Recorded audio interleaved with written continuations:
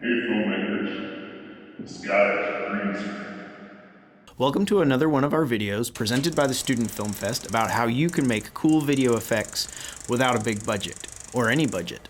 I will be the first to admit that this particular effect is a little weird. Is it even a real effect? I don't know. I doubt you're going to hear any directors talking about it in their video commentary. I did find it on TikTok, so that's a thing.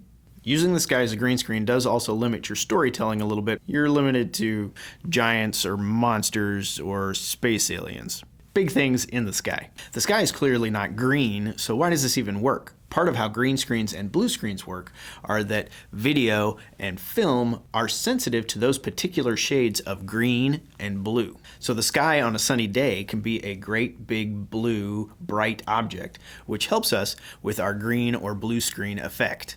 Editing the sky as a green screen is actually surprisingly easy in iMovie, and I'll show you how to do that today. What we do need to do is make sure that we plan our shots well. In creating the illusion of a giant object in the sky, we have to think about the relative angles of people on the ground and giant objects up in the sky, and place our cameras in ways that what is the word I'm looking for? Imitate those relative angles. Let's start with our foreground. Our foreground is going to be our green screen video. Just like with a regular green screen, you're standing in front of the green. So when recording the sky, anything in front of it is what's going to be in front of our giant in the background. We want to imitate the viewpoint of people on the ground. Often cameras are placed at the same level as the subject in the video. So as a subject, we're tiny people looking at a giant monster. So we want our camera to actually be on level with the people in the foreground. But we want to make sure we're getting a good view of the sky. So a slight tilt to your angle might be necessary to get a good view of the sky. For our monster or giant, on the other hand, we need to be filming from the viewpoint of someone who is very tiny. So we want to place our camera very close to the ground and tilted slightly upwards at our monster. Because the monster video is our background video, we want to avoid too many objects in the background that will distract from the illusion of our giant monster. We want to avoid trees or houses, and we want to just fill up the sky with more sky. If you have a lot of tall trees around, one way you can do this is by finding a small hill to shoot on. By placing a camera at the bottom of the hill, facing along the slope of the hill at the sky, you can avoid trees and houses in the background. Using a hill for our shot also helps create the illusion of the giant walking up and over the horizon. But even using hills, finding a place without trees or houses can be tricky. If you're in Gwinnett County, I recommend trying Alexander Park in Lawrenceville. The park has a lot of wide open spaces, and I found some good hills near their playgrounds where I could lay my camera close to the ground and not have anything in the background. So we have our video recorded. Now we're going to go into iMovie to edit it. First, we need to import the videos we made. So click on Import, and then find the videos you're going to be using. You can hold down Shift while you select your videos, and then hit the Import Selected button down at the bottom right. So you can see I have two videos up in my library up here.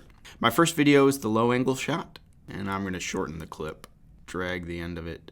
So the next clip I want to look at is my foreground clip, which we're going to use for our green screen clip. It has me walking up, looking scared.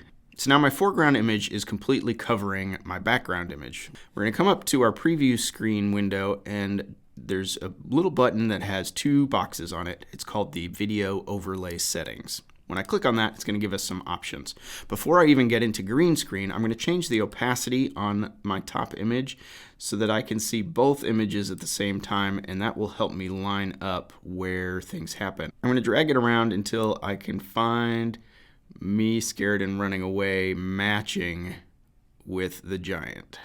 Now we have our videos edited and lined up. We're ready to add our green screen effect. So we're going to make sure that our foreground video is selected. We're going to make sure that we have our video overlay options selected still. And we're going to choose, instead of cutaway, we're going to choose green screen, blue screen.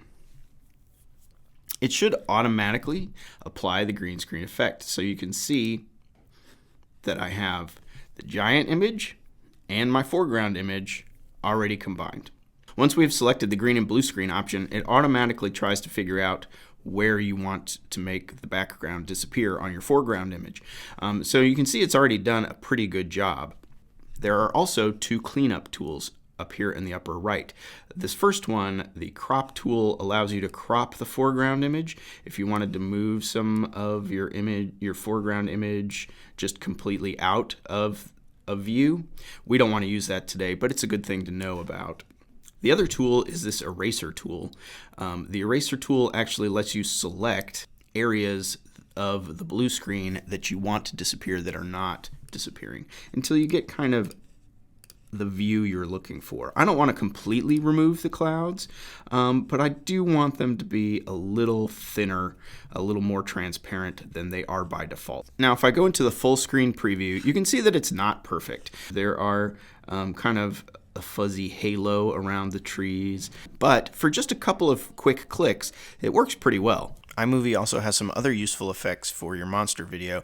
The three I used most are changing the speed of the clip for the monster to give him the slower walk. I also spent a lot of time with the audio effects to change the voice to sound deeper and further away. Finally, I used iMovie's built-in sound effects to create the footsteps.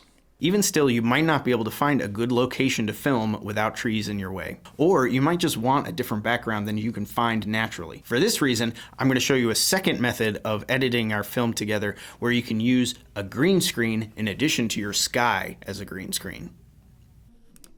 So we're going to come back out to our projects and create a new project. And we're going to import our media again.